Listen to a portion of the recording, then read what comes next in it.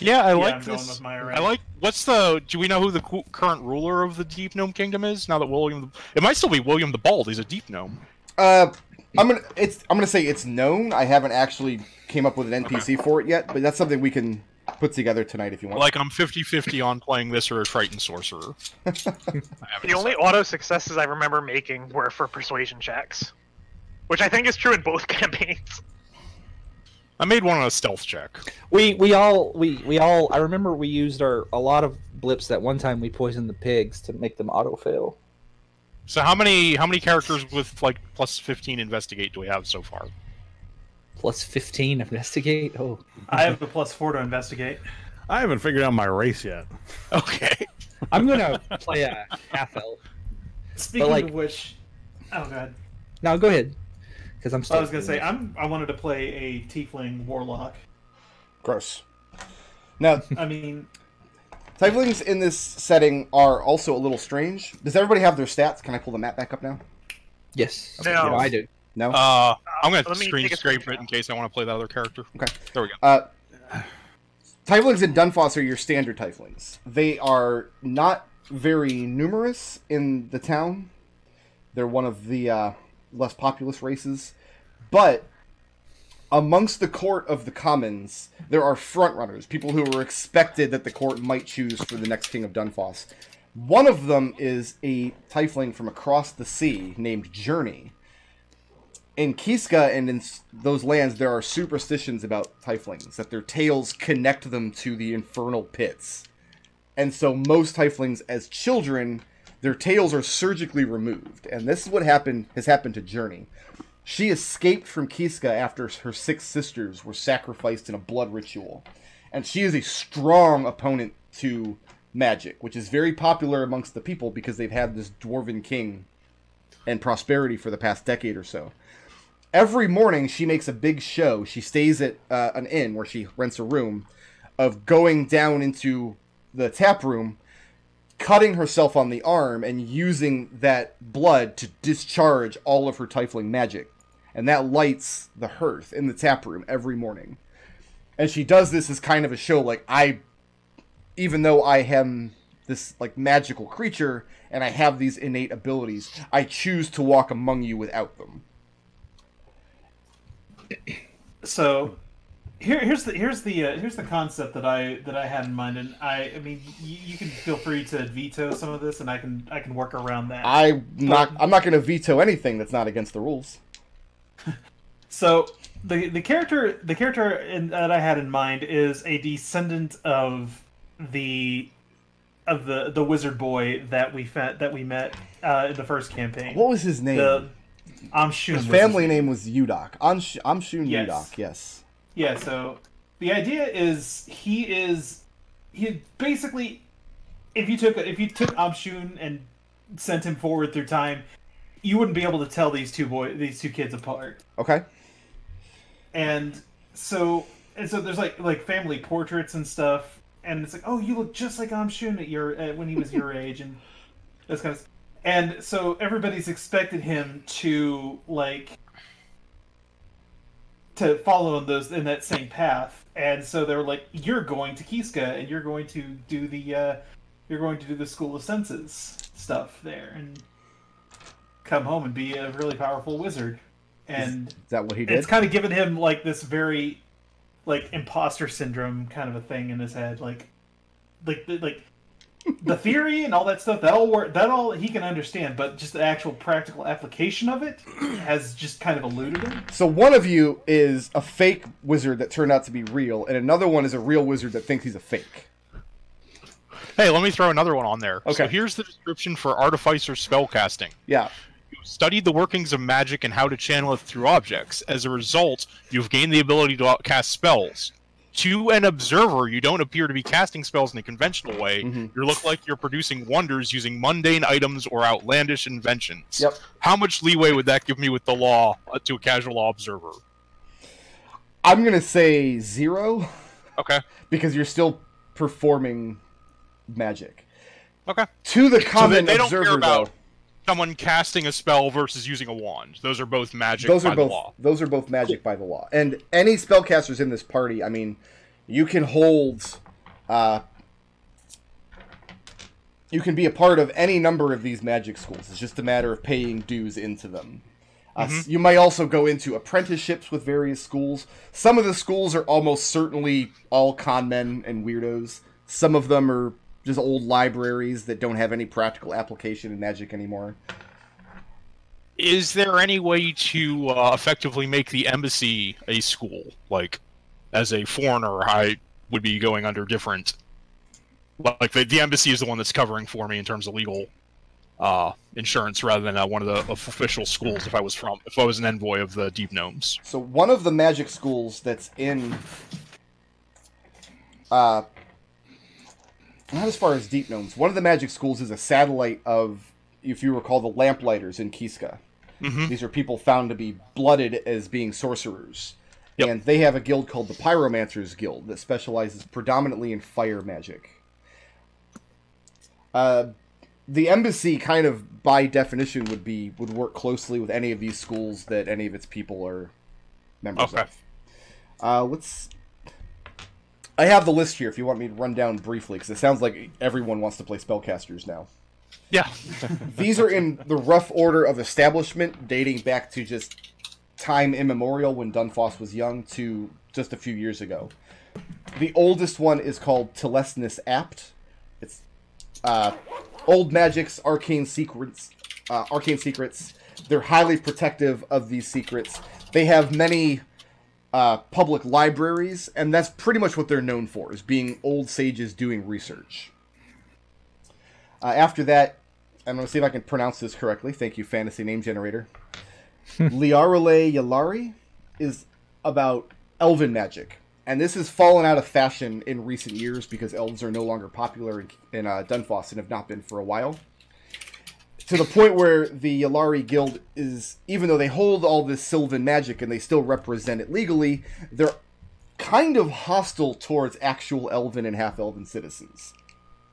After that is the Diviners Guild, which we've mentioned. There is the Phaedruishad. They are healers and necromancers. If you go to receive magical healing in the city, these would be the people who administer it. The Circle of Rains is very important because Dunfoss is a seafaring city. Do you guys... I'm going to actually pull up the map again, if you don't mind. If everybody has their stats. Yes. Yes. Yep. Okay. I'm still deciding between the two, but I've got the numbers down. So. All right. Because it's a seafaring city, they do a lot of trade in the open water. The Circle of Rains, they do weather prediction, weather control if necessary. They also work very closely with the Temple of Osprim, which is the predominant religion in Dunfoss. Oh, wow. We are never going to get away from Osprim. It doesn't matter how hard I try. We're just going to be a paladin of Osprim. I randomly picked the smallest god that I could think of in Greyhawk out of an adventure that I just on a whim decided to run, and now Osprim is the backbone of all of my campaigns. She appreciates it.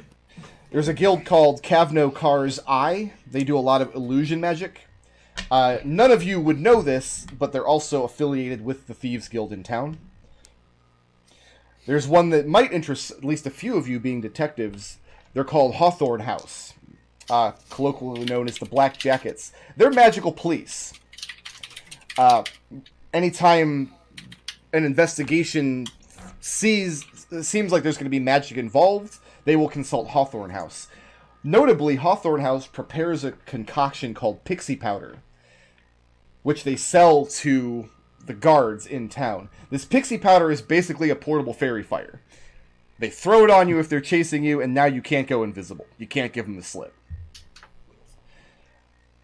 There's a group called the Cobblestone Wizards. These are hedge wizards, cantrips, street magic, like David Blaine kind of stuff. There's one called the Games Coalition. Every, 4 or 10 or whatever's appropriate years, they hold a magical competition, not in the city proper. That would be too dangerous in a lot of places. But they typically have this large festival out of city where magicians come from all over to show off and compete. And the Games Coalition's job is to organize that. They're essentially Olympiads. There's one called the Moonlit Reverie. They're witches. They deal with curses and hexes and things. predominant opinion is that they're all posers. They're like CW channel kind of witches. The Pyromancers Guild, which I've mentioned. We're getting more recent now, so within the time span of the first campaign or thereabouts, one was founded called the Apple of Time, that is mostly martial arts. A lot of monks, most of the Githzerai in the city are part of this college. They also deal with psionic ability. A college has been founded called Linus's College for bards and merrymakers. They're not particularly respected in town.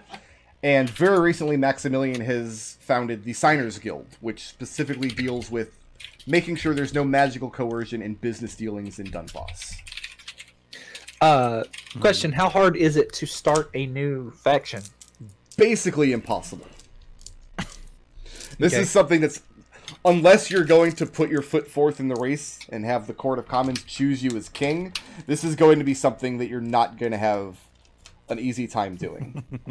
You would need enormous amounts of wealth and magic to do something like that. Out of the scope of a level 1 character. All right, bro. Are we doing? How are we doing hit points this time around? Just take whatever the book tells you. Okay. How do you feel about changelings? What do you mean changelings? They're an Eberron race. Oh yeah, no Eberron races. No Eberron races. Nope. Good to know. All right. I was falling in love with a changeling. So Yeah. No, I'm really glad we quashed that. Quash that. The day may Don't come. tell him you're a changeling. Just tell him you're a human. The day may come. Now that I own the book, like I'm going to read it. Right? I literally got it last night. The day may come where I decide to run some Eberron adventures. Now that I have this book. Without passing judgment on the book, I'm a little skeptical that you could run an entire campaign with just the material in this book. I think you'd have to supplement it with older materials. But I think that was part of their intent. Does come with a nice full-color map in the back, though, which I like. Yeah. And I got lots of monster stat blocks back here, which I might just steal and use anyway. I noticed they nerfed the Warforged. So my feeling on the Eberron, or like fantasy races in general, I like the ones that are like generic enough that you can put them in any world. The Eberron races kind of always struck me as being specifically for Eberron in particular. Like our last campaign had Warforged, but I never called them Warforged. Like it felt like that's what Eberron calls them. Like, the Metal Men. Yeah, the Metal Men. I think the changelings are actually the most generic of the races, for what it's worth. Well, here's my compromise, McDohl. If your character dies, and I can be convinced that you didn't just commit suicide, and by that time I have read this book, I would maybe consider it. But the only reason Eberron is part of the discussion at all is because last night I literally got a month-old Christmas present from my brother-in-law. I just liked the synergy between being an Onomancer and a changeling. The power of truth and names and true forms and stuff. That's literally all I was thinking about. If you're a divine spellcaster, and even if you're not, I guess it's up to you. Instead of having membership in one of the magic guilds, you might also consider membership with one of the temples, the largest of which is the Temple of Ostrom. We also have the Grove of Obad High, which is a god of nature and druidic magic. I think Obad High is from Greyhawk, but I couldn't swear to that. Yeah, that's a Greyhawk god. Yeah. The Hammer of Dwerdwin, especially because we have a Dwarven king now. Dwarven religions are very, very common.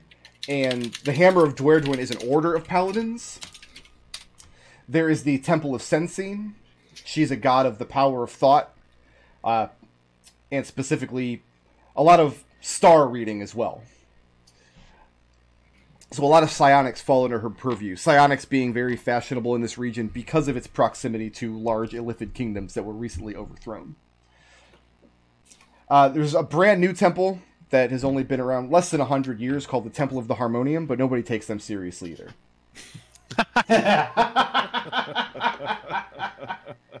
I like how all of the sigil stuff and like all of sigil the crime stuff. It's pronounced sigil. Well, I mean, I like how like both like either side looks at the other with absolute contempt. Wait, it's the old school harmonium, not the lawbringers, lawgivers.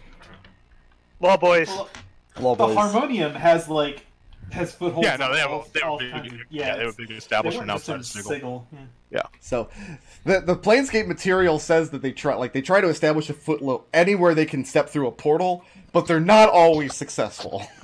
And in this case, they're not particularly successful. There's Oh wait, also, do I sound better now? you sound the same now. You sound like Destil. Okay. There's also the Order of Eretsu, which is an ancient Keyskin order, mostly for religious practitioners in Dunfoss that have come originally from Kiska. So that's kind of would only be appropriate, like in Keyskin enclaves of the city.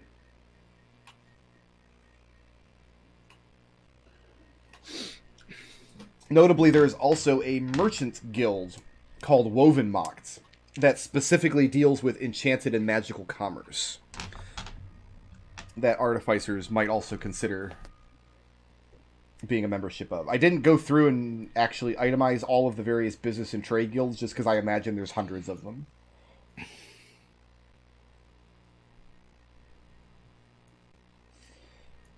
So right now in my list of what everybody's playing, I have Nodal as a con man wizard, and I think that's the only person who has set their character concept in stone yet. I'm going to play a fighter with the intent of becoming more than likely not an Eldritch Knight. Okay. And half elf. Half And elf. I did ask you about the half elf variant, right? I forget. Did you? I don't remember. That's why I was asking.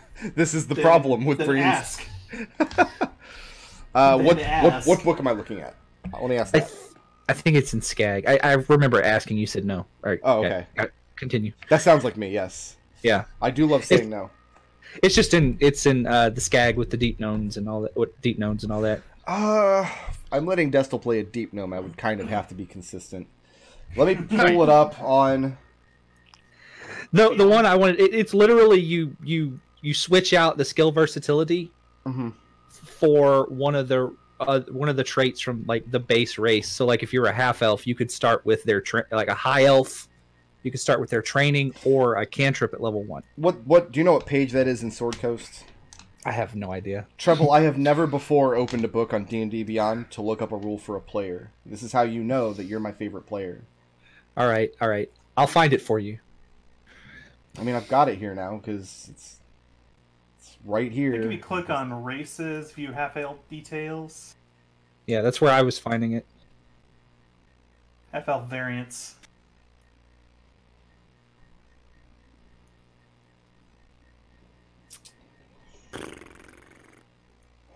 Let's see. The hell is a sun elf or a moon elf? Those are FR. Oh. Yeah. Forgotten Realms says anything you could want as long as it's fantasy. You know, I enjoyed the old like 1980s Forgotten Realms where all the elves like hair changed with the seasons. That was great. It's Treble, just something I'm gonna stick to no on this. Yeah, it doesn't hurt my feelings. Yeah. You're fine. Just because I don't want to introduce the entire book that I don't actually own. I feel cool. like making That's absolutely fair. an exception for a deep gnome. I think first of all because I know I can pronounce Sverf Neblin for one thing, and we've also established them as being a major part of this setting. So that's my excuse. That's fair. You don't hurt my feelings in the least with that. So what he's saying is you should buy him the book. It's in the mail already. So I will say this: I am actually impressed at the girth of this Eberron book. I like a nice girthy book. The Sword Coast book is like 8 pages. It's really skinny. It's not. If you hit somebody with it, they wouldn't notice. Girthy book. You Alright. don't like a girthy book? I like other things girthy. I like this background feature from the He's- Urban Bounty Hunter, so I think I'm going to grab it for my background. Were You're you getting infrequent. Urban Bounty Hunter? I don't know. It's just a background feature. It's a background. From which book? Yeah, I'll look it up. I'm Okay. not sure.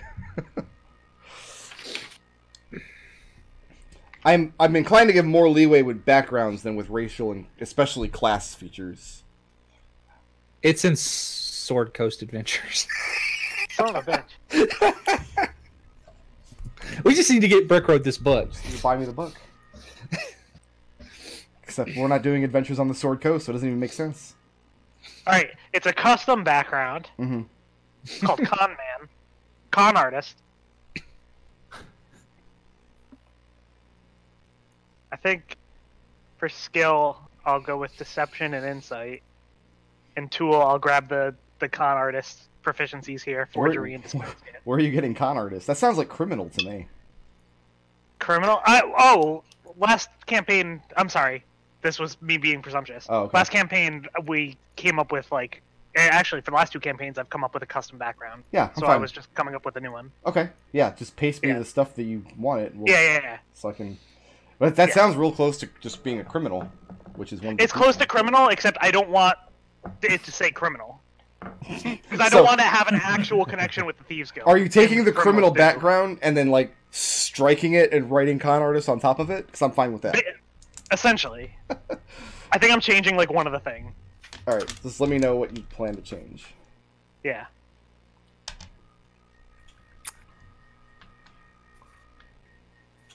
Alright, so while you guys are working on that, I'm going to start asking some questions that I have for you. Okay. Important questions that might change the shape of the campaign, at least early on.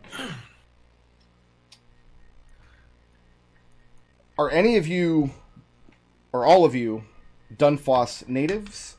If not, where are you from? And if so, how much family do you have in or around the city?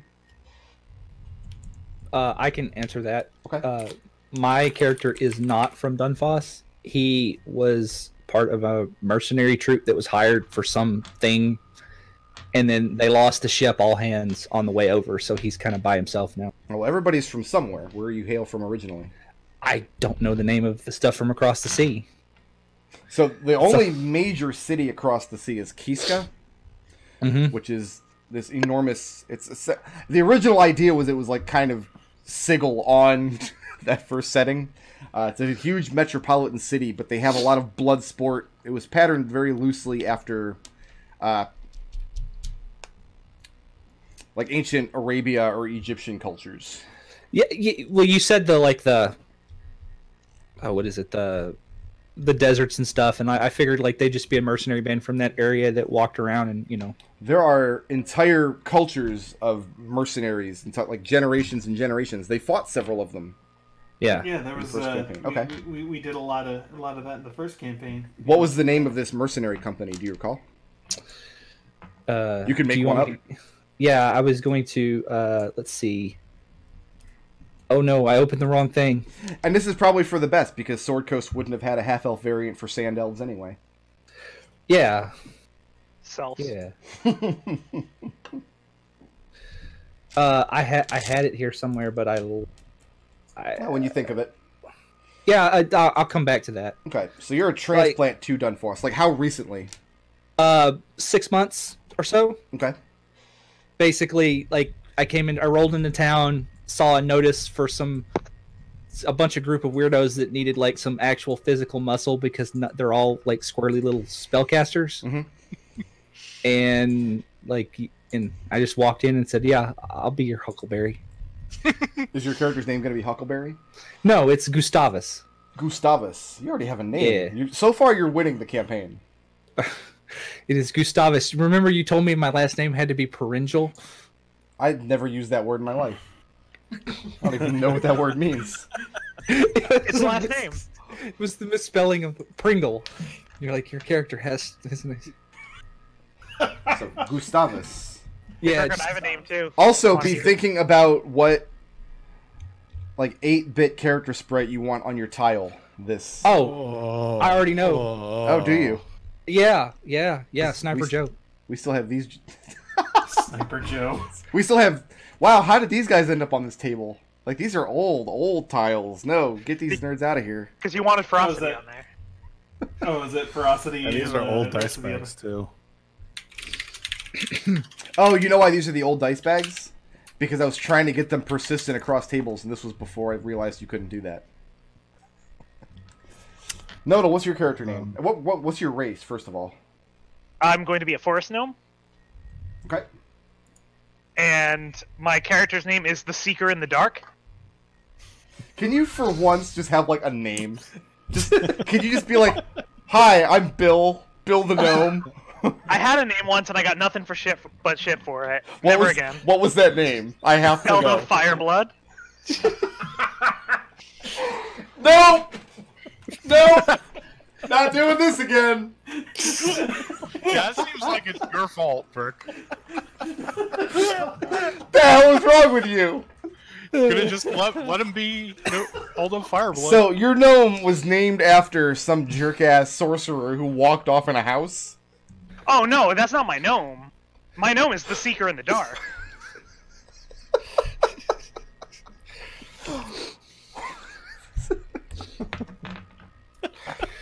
So, everybody just calls you Dark Man, right?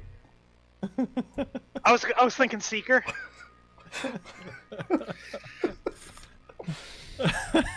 Your character is going to interact great with my character. I can It was tell. specifically a character. By the way, it is in fact a fake name. It's not actually their name. Yeah. It was Clearly. specifically to be a good, like, oh, I have these mystical powers where I can see the stars. Is your given name just Bill the Gnome? I haven't come up with it yet. Don't worry. Okay. I'm sure it'll come up at a good moment. I've got a name. What is... So, I don't have you on my list here yet, McDohl. What are you playing? I've also misspelled Treble. Tiefling Warlock. Oh, yeah, you did tell me. Never mind. Yeah. So, are you from Kiska across the sea? Basically, do you have your tail or do you not? See here, no, I was thinking he was actually from he's actually like related to the family that was originally in power at Udok's village way back when. Keep in mind, though, that was well over 100 years ago now. Okay, all right. So, did the Udoks, like, rebuild their village? Because, I mean, you guys did a number on that village. We did, and we I did recall. put somebody else in charge, and I do also recall, like, there being trade via magical teleportation to and from Blue Worm and that town. Yeah, but a lot can happen in 100 years. That's fair. So, I mean, it's going to be up to you.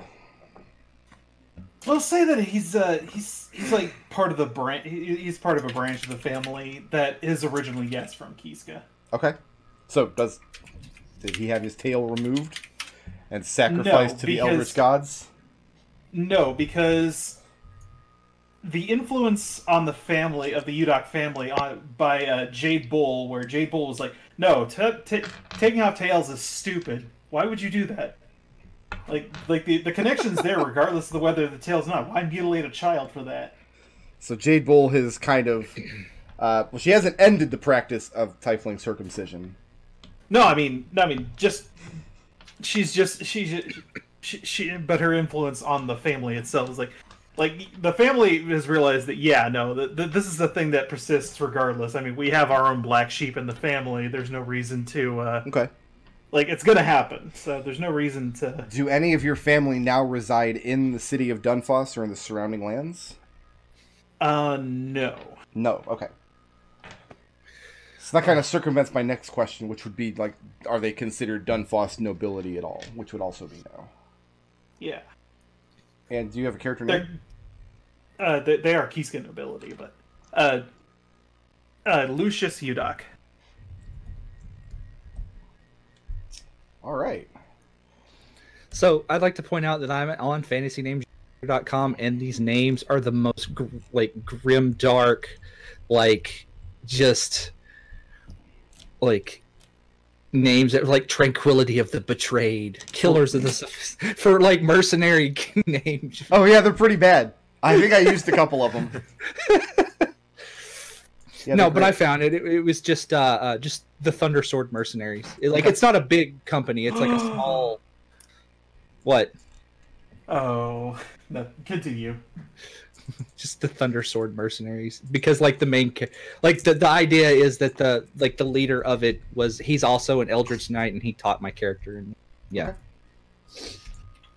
Are you the muscle of this group? I guess so, because Okay. we've got what? What is McDohl's character? Warlock, I think. Yeah, What kind of warlock are you? What flavor warlock? I was thinking. You talk about the pact I intend on taking, or the Character concept, packs, whatever you got. I was fiend. I'm intending on taking the pact of the tome. Yeah, Oh, I'm the Pact muscle of of this. Warlock. This is pretty good. My I'm the muscle character of the is group. complete garbage until level 3. Well, to be fair, most characters are garbage, except for No, fighters. you don't. I don't. My crossbow attack bonus is +3. So we're not quite there yet, but it is my intent to give you guys some starting capital because you do operate a business in Dunfoss, and it will be up to you collectively if you want to invest some measure of starting capital in an arquebus for your failing artificer. No, wait until level 3 when I can use intelligence to fire it. There you go. And by then we'll be able to steal one. Yeah. Who's gonna find us? They'll never hear it coming. They'll never see it coming. It's like we've stolen a gun. It's got like that's so and so's gun. No, it's not. It's got his name engraved on it. Let's get some sandpaper. No, it doesn't. Just rubbing. So, Nodal, just one question for you then. Yeah. Are these still the old? No, this is the newest table. This This doesn't is the have new old stuff. items. Yeah. Okay. So Dunfoss does have a lot of contact and trade with gnomes and other Sylvan races because of this giant forested area just to their north.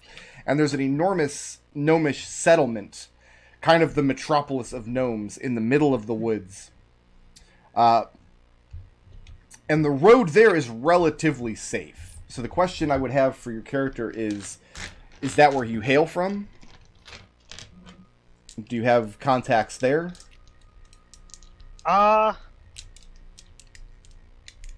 Sure. I'll come up with a good reason why I'm not there. Okay. Well, I mean, your reason could just be I didn't want to live in the goddamn woods anymore. No, it can't. Fair enough.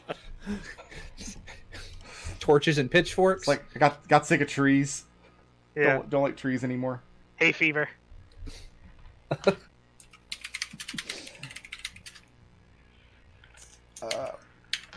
And you're a wizard, yes? Yes. All right. And Destil, have we settled on the Gnomish Artificer? Not 100%. Not 100%. And Do we know what book the Storm Sorcerer is from? Is that from one of the legal I think books? that's or in is that also- Xanathar's. I had Storm Sorcerer.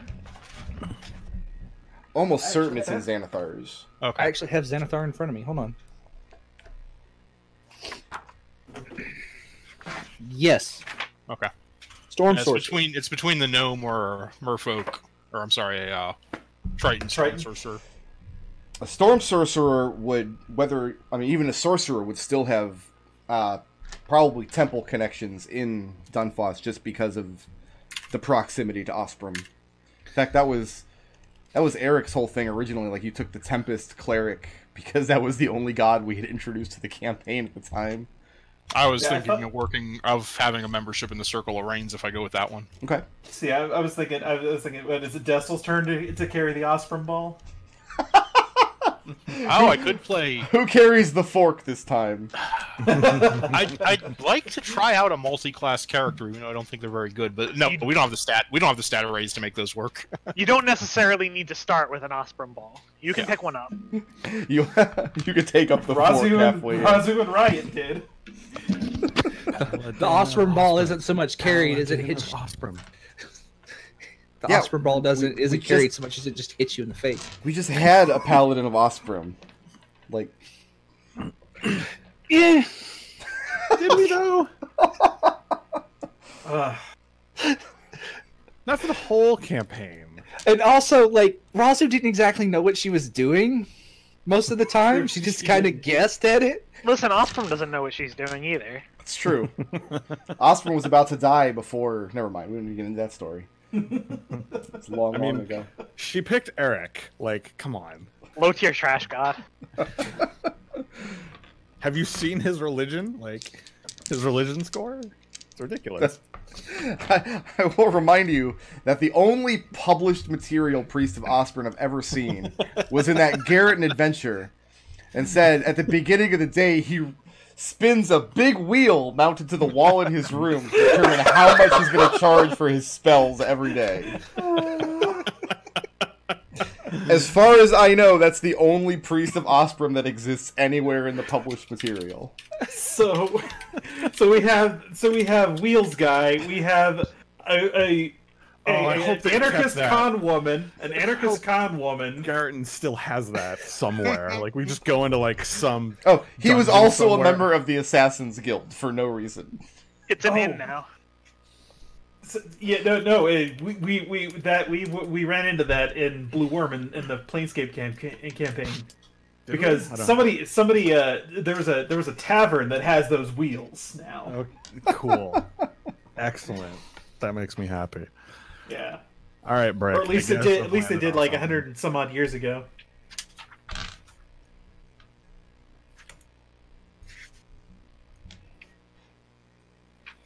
I'm sorry, I was stepping on McDohl. I think he had something he was saying.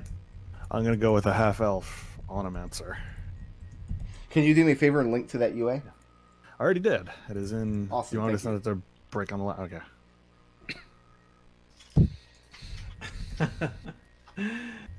I just figure if I get bored of this character, it's not working. You can just kill me, and I'll finally do the wild magic sorcerer, just so you can force me to laugh at every die roll that comes up one, and just stupid shit happens to the whole party. That's a subclass of wizard, yes? Yes. And you said half-elf, yeah. right? That is correct. Okay. And just the same disclaimer as always with UA material, we might have to tweak it as we go. Sure. I say that every time we use UA material. I don't think we've ever actually done it. The UA material seems pretty good by the time they put it out.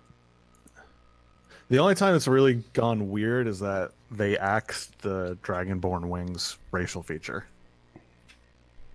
Really? That's the feet? yeah. They axed the fruit subclass too. They just delete it from D&D Beyond when they pull it out. So like if they decide not to do Onomancer, then it'll just disappear. Yeah. Another reason to stick to the physical books. Not saying, just saying. But no, I remember reading this Onomancer and I liked it a lot, even before you and I talked about it. Yeah. So yeah, I'm fine with. It's such a neat concept. We'll go with it as written for now, and if we have to tweak it as we go, we can do that. Now let me ask you this: Yes, sir.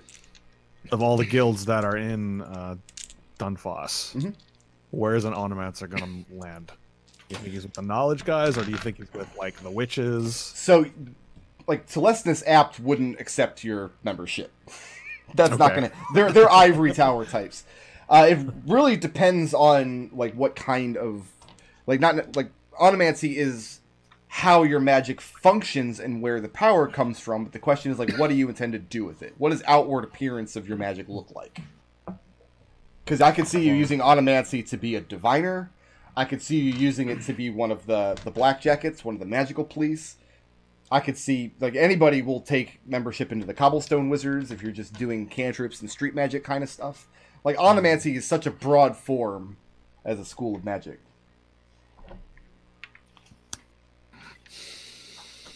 Alright, let me mull that over then. I will just paste this link into the Discord chat in case you want to mull it as we're talking. Oh, there really no so helpful, thank you. actual Excellent. useful lightning cantrips? Shocking Grasp. Melee? Yeah, it's melee, but it's useful. And lightning lore, which brings things closer to you. Why do you need a lightning cantrip? I was going to think about that storm sorcerer. Let's see what we can do. I think here. that's it. I always felt there was like a big hole in a lot of the cantrips. Elemental Evil added a lot of elemental shit. I'm looking at what should be a complete list because I'm looking at yeah. Beyond sorted by level, and I don't see any. I think it would be appropriate to reskin Poison Spray as a lightning cantrip, because Poison Spray can hit multiple targets. Like I'm picturing lightning arcing back and forth between a couple of targets standing near each other. I would think maybe Acid Splash would be a better. That's a good one because that hits a target and then maybe splashes to the next one over, right? Yeah. I think it'd be more like a ball of lightning that shocks both of them when it impacts. Yeah, you're right. There's very little lightning spells. Acid Splash is... Oh, I'm looking at Ranger spells. I'm an idiot. Here it is on Sorcerer. Okay. I think it would be appropriate to reskin something like Acid Splash or Poison Spray just to deal lightning damage if you wanted to. Not about Firebolt. Firebolt's so boring. You wouldn't be able to ignite something with lightning damage. And that would be my concern, is that Firebolt is what it is because it ignites things that aren't worn or carried. If you're fine with reskinning Firebolt and just not being able to light things on fire, I'm fine with taking Firebolt's mechanics and doing lightning damage instead. Probably what I would do, but I'm still not sold on the Sorcerer. I just wanted to see what it would look like. I'm kind of mocking both up right now. Reskinning one damage type is another, especially the elemental, fire, cold, and lightning that's pretty easy. I think after first level it gets a lot better, or after 0th level it gets a lot better. Like, Witch Bolt. Well, anyone can use the one that requires a diamond that does a ton of damage. I really like that one. Speaking of cantrips, you said in the previous one that like basically anything that was in your spell app was okay. Yeah. So, like, I know that there's spell app. It's either going to be in the PHB, the Sword Coast book, or Xanathar's. Well, I was just asking because the previous no on the Skag stuff. So, well, I know you said it was on your, as long as it was in your spell app, that's fine. So I just wanted to. Yes, like stuff like Booming Blade is a Sword Coast cantrip. That's fine. The Elemental Evil stuff. Well, all the Elemental Evil stuff got reprinted in Xanathar's, I think. But yeah. Create Bonfire and stuff. Yeah. Cantrips were cool. Yep. Hey, Brick. Yeah. How expensive would one of our joke minor magic items be from the last game? Would that be something that would be impossible to get? Probably. Think of because there is a mercantile guild in the city called the Woven Mock that handles magical commerce like that. So if you were going to buy like Razu's set of dice that always roll 6s or whatever, they would be the ones who are trading in it. The problem is these are treated like high-end auctions. Xanathar's, I think, actually has rules for buying magic items. And we're more or less like doing it as a downtime action, I mean.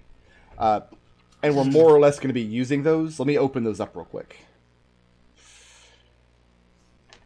Magic item sale. Because the minor magic items were really fun. I like those.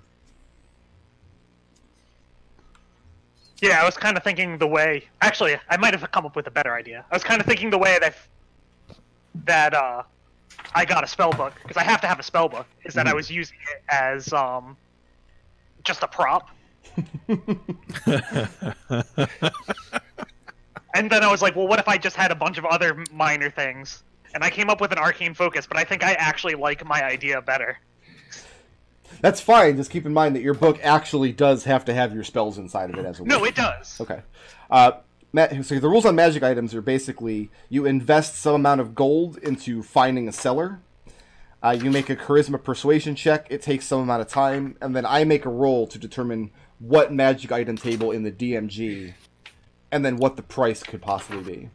For the most common magic items, it says a D6 plus 1 times 10 gold pieces. That's for common magic items in the book. So if you're looking for something like Razu's dice or whatever, that would be the way to do it. It would still take some investiture of time and money to get in on one of these auctions.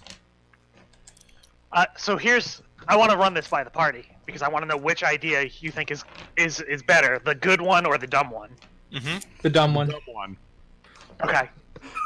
Well, because I was thinking, okay, so another prop is my arcane focus is going to be a quill that I use to write my spells in the air. And I was like, okay, but it's just a quill that you could use to write, like, anything, and it's not actually a thing, it's just a spell focus. But then I was thinking, what if it's not?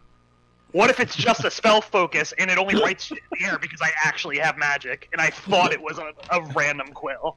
I love it. I don't know how anyone else feels. I love it. Your spell focus, as a wizard, your spell focus can basically be anything you want it to be, I think, except for very specifically a shield. Yeah. Yeah, I'm fine with a quill as a spell focus. That's cool. And for my spell focus, I would like to have a book because I am intending to take a tome back.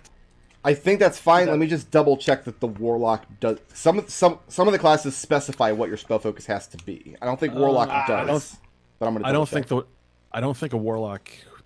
The tome that comes with a Pact of the Tome. The only reason why I know this is because the other game I'm in, I'm a Pact of the Tome. The tome is literally a separate book. It's a very special thing for a Warlock.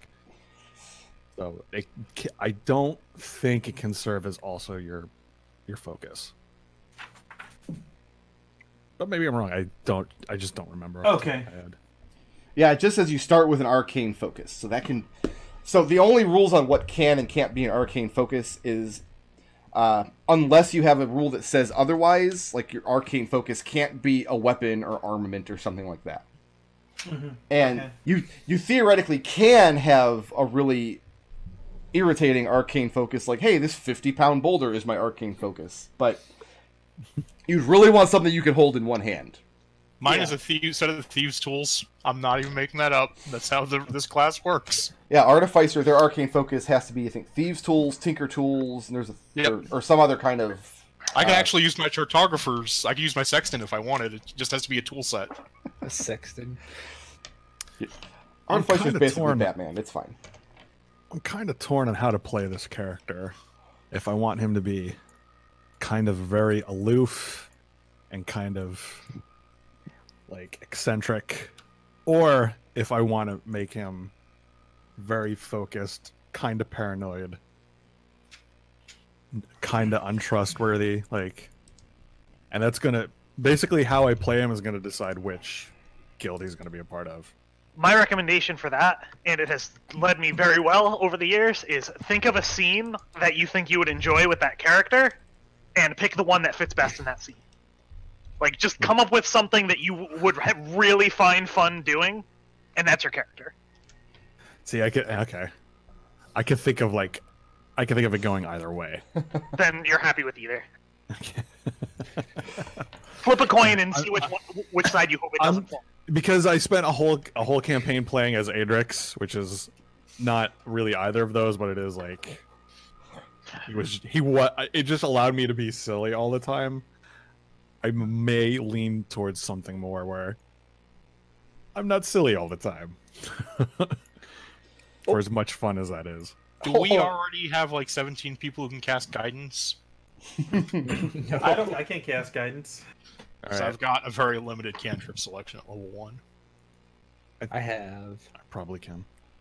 I know Warlocks can. So are we locking in the Artificer? Yeah, I like this Artificer. He's gonna suck until a deep level gnome? 3. Yep.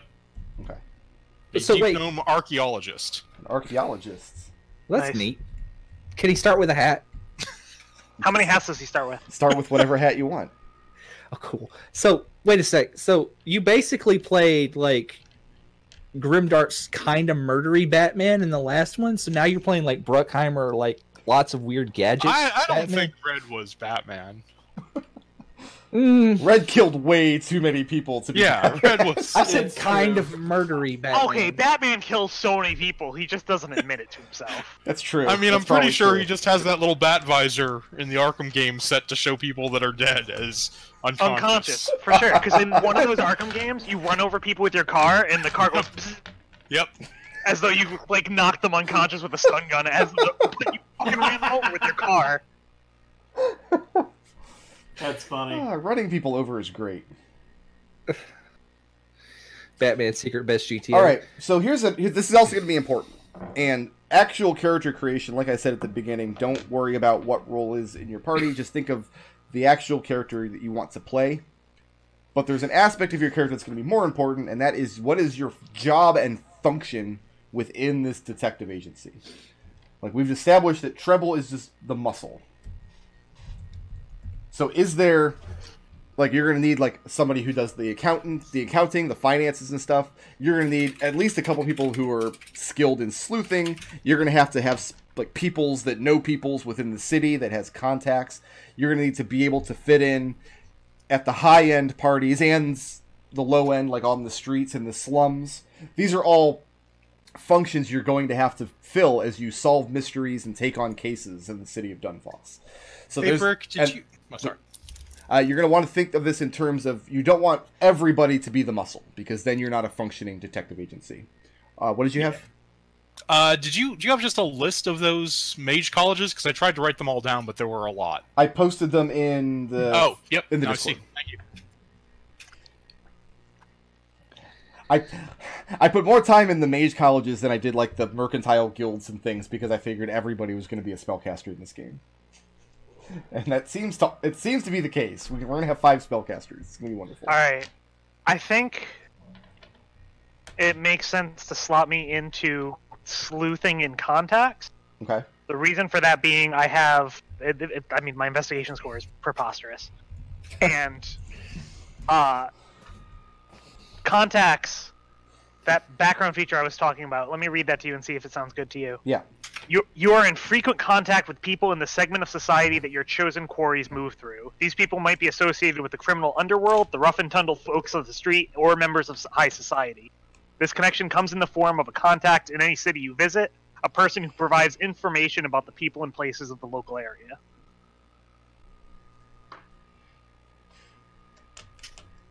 Okay, that's fair enough. Except that for a lot of your cases, we're not going to be treating that as an abstract. We're going to have to actually establish, like, what NPCs do you have. No, that's fine. I with love and coming where. up with dumb NPCs. Like, Gustavus is he's like his background is actually mercenary veteran. Okay. And one of the things they say is that you actually have, like, they don't say it here. Hold on. It's in one of these books. Like, I was reading it before. It basically says you kind of recognize and can kind of ingratiate yourself with, like, the kinds of places where mercenaries hang out, and you kind of run in, they recognize you, and they're like, hey! So I'm thinking my contacts are more like con men, so maybe someone who's worked themselves into a place. Your guys can be more like the rough and tumble sort, like fighters. Yeah. Treble, what do you suppose the chances are that Nodal has read Loch Lamora? Oh, 100%.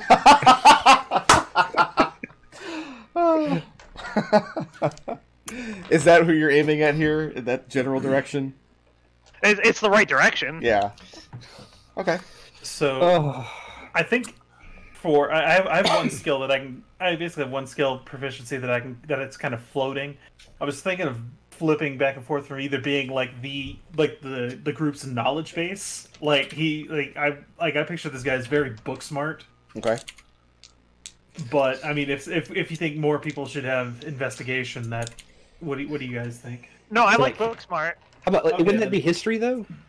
Well, I've already got history, Arcana. I could also put in religion as well. Yeah, be like- cover all those bases. I grabbed Arcana, but it wasn't with a mindset of like book smart. It was a mindset of knowing magic items. Right. Mm-hmm. Okay. So one question that's going to come up almost immediately then is, your business name is Flumph Inc. Is that true? Who owns stakes in your business? Who are you incorporated with? We're an LLC. Like, are there people in Dunfoss who actually invest in your business? I assume we provide a service. Well, yeah. Yeah. You're I like the idea that we like to portray ourselves as people who have invested in, but nobody actually has. But nobody actually does. Yeah. Like So we have stakeholders, and it's us. Okay. We're like, we just have to. Yeah. All right. So the next question is, like, are you established on the books somewhere in Dunfoss as a business that's established in the city borders, or did you just put a sign up? Oh, that's I a love bad the idea question. that we just We're just squatting. There isn't a proficiency for, like, working finances, is there? How straight-laced are we as a company? That's a good question. That's a pretty good question. As 'cause far that's as probably gonna affect Destil's my character. proficiency question, Look, if I wanted to say I do some investigation, but I mostly do all of the books. Because I would say typically that's a straight intelligence check, but we could also call it a tool proficiency. Like you have all the accounting tools. You keep your books and your abacus and whatnot nearby. I like the concept of tool proficiencies. It lets you do anything you want to do, basically. If we want to be on the books somewhere, my character's good at getting into places, and I have a forger's tool set. It's like we're on the books, but they don't know we're on the books. So, we're filed in the right places. They just don't know that. Or my character is part of the Signers Guild, and because it's business dealings, he just takes care of that and hasn't told anyone. And everyone just thinks that, like, this is the thing that we're floating. Or not. Or I can go with the complete aloof character, where he's part of the games coalition. I'm good with either. Like, great. On the one hand, I don't necessarily think we want the trouble, but on the other hand, I like the idea that, like, you guys just squatted one day, put up a sign, and then I stroll around a couple of months later and be like, yeah, okay. So maybe we have this backwards. So you guys are going to have premises somewhere in town. Yeah. Yeah. Right. Who owns that building? Let's actually do this. Let's get the table. All right, so here's my idea. Let me give you what I've got so far for my character. Let's hear it. Okay. My character is the second son of the Deep Gnome ambassador. Okay. His name is Alexander. I haven't come up with the Deep Gnome last name yet. Alexander Deep Gnome. And his background is that, yeah, he, like, obviously his older sister is the person who's, like, going to inherit everything in his family. So he's basically just been left to his own. He's bounced between different universities and colleges pretty much his whole life. He's probably, like, in his mid-30s. Okay. And he settled down with Flumph Inc. probably around the time of its founding. Okay. That's what I've got. That's what I've got so far. So are you guys the founding members of the business, or did one of you inherit it, or revive it, or bring it over from somewhere? How does that work? I'm happier with the... Like, if this is good with everyone, I'm always happier when, as a group, we own the business. Like, yeah. We are the founding members. Yeah. This is our business. Everyone is an equal member. Yeah. Okay. We should be the stakeholders. Is it just the 5 of you, or do you have other employees that you have doing work? We need a receptionist. We need like 4 employees at least. Yeah. I like the receptionist. I think we have a receptionist who does 4 jobs. So I think that's our best idea. Okay. Just have like Janine Melnitz from the Ghostbusters. Basically, that's what I'm thinking. So it's the 5 of you, and then one like put upon receptionist / errand boy. Yeah. / and then we apprentice. pay independent contractors as needed. Okay. The independent contractors tend to be urchin boys in the street. Okay. All right. So, is our building? What is our building? Like, is it? That's the can it next be a question. houseboat? Is it a houseboat? It can be. So as far as, I mean, just looking at the map, we don't have a lot of. I haven't done any actual labeling of the map, but we can see some things right away. Like the King's Palace would be over here, and this would probably be the High Temple of whatever the prominent religion is of the current king. Probably have another temple district over here. You can see we have like a well-to-do wharf here in the center. We've also got just like a wharf shanty town kind of over here off to the side. Over here we have like some weird, bizarre steaming sinkhole. I imagine that's Gnome Town.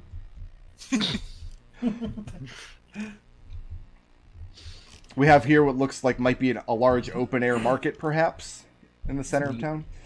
Yeah. So I haven't done a lot of districting, but yeah, I've got no problem with you guys just pulling up keel in like a houseboat. I mean, I've also played Suikoden, and I liked it. Well, I like the houseboat idea a lot. I like it. What I if- really do like it. what if like instead of like just like a actual floating houseboat, which A would probably be useful in case we ever need to like I don't know run away. We just load everything up in the boat and sail off. Yeah. Which is there's a non-zero chance of us having to do. Yeah. But what if it's like it's a building in town that's just made out of the remnants of a boat? possibly, I don't know, like a really old boat that has like a Flumph carved into it or something. I think if it's going to be a houseboat, it should be like an old fishing trawl, something massive and not intended for that. Yeah, that's what I'm thinking. See, I'm thinking we split the difference and do both. We have an old fishing trawl that had a Flumph like headboard or whatever, and that's where we got the guild name from. But then, like, the actual house portion of it is we just straight up stole a house. And just put it on the front. Just put it on the back. Just put it on the deck. On the deck. Yeah. It's just sitting nailed to the deck. Yeah. Yeah. Okay. No. So you guys are going to be doing. I mean, you're going to be probably established over here in the wharf town then somewhere. Yes. Yeah. Somewhere. We can't be anywhere too nice. Also, you probably have to pay daily for mooring if you're here in the main docks. Right. Yeah. That's why we're not there. So you're outside of the city walls, which is exciting for me. I mean, if things get too bad, Look, is there a room with a desk and a window that throws dramatic lighting that I can smoke in? There is, for sure. That's all Absolutely. I need. That's the entire store. Is you saw that room and you were like, we're taking it. Like we literally I guess we went and got stole a cottage in an entire cottage. Why do we have to steal things? Why do we have to steal it? Okay, how about No, this? we The building. inherited it. We inherited it, and it's questionable whether or not we cooked the books to make it the inheritance after one of our investigations. Instead of inheriting, it was the payment for an investigation. The same thing with the boat. Isn't that what happened in Dragon Heist? Is this a lesser Hedgehog Pastures thing? Hey, Brick. Sorry, let me throw a different wrench here. The Elven Magic, is it possible that my father insisted I join that guild? Like, I didn't have any choice? Sure. Okay, that's who I work for, then. I might not get along with them. Can you be part of more than one guild? Yeah, as many as you want to pay dues for. Some of them, there are asterisks, like